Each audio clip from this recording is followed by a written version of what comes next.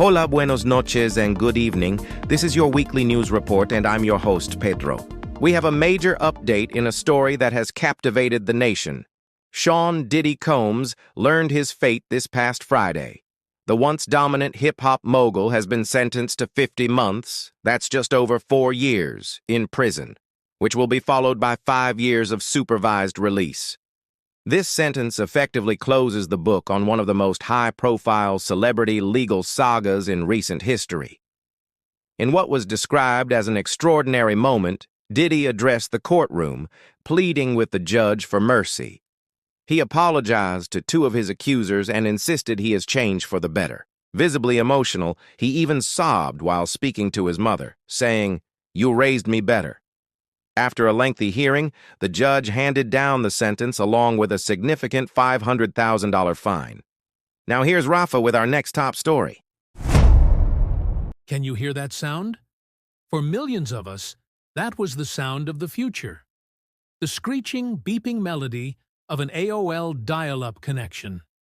It was the soundtrack to our first steps onto the World Wide Web. Well, get ready for a major dose of nostalgia, because that iconic sound is about to be silenced for good. That's right, AOL's dial-up service is officially shutting down. Once a titan of technology, America Online was the gateway for so many people to experience the internet for the first time. While most of us have moved on to high-speed connections, it's a surprise to learn that thousands, especially in rural areas, still relied on it.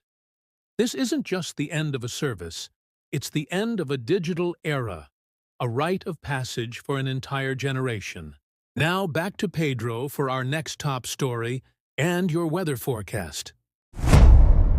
Well, folks, day 3 of the U.S. government shutdown is here, and it looks like we're in for a long haul. Right now, there's a standoff in Washington, and it seems neither side is ready to blink. The Senate has packed it in until Monday, and the House isn't even planning to come back to Washington until the middle of the month. Can you believe it? The Republican leadership is holding firm, saying Democrats need to pass their short-term bill to reopen the government. But Democrats are pushing back, pointing out they had no say in writing that bill. They're also feeling pretty confident, with recent polls showing that more Americans are pointing the finger at the president and the GOP for this whole mess. If things don't change by Monday, this will officially become the 10th longest shutdown in U.S. history. We'll keep you updated as this story develops. Thank you, Pedro.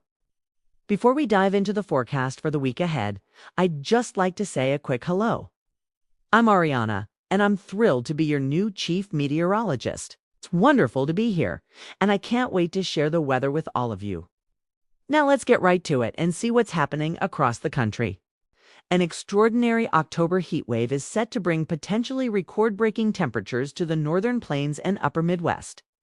Can you believe it? Minneapolis is even forecast to reach 90 degrees Fahrenheit this weekend. Temperatures across the region are expected to be up to 30 degrees higher than normal this Friday and Saturday. Highs well above 80 degrees will be common from South Dakota all the way east to Illinois, with some spots climbing into the low to mid-90s. This unusual warmth is thanks to a stubborn ridge of high pressure, parked right over the area, trapping that hot air. That's all for now. Back to you, Pedro. That will do it for this week's edition of your weekly news report. As always, thank you for watching and everyone have a great week. Como siempre, gracias por ver y que todos tengan una gran semana.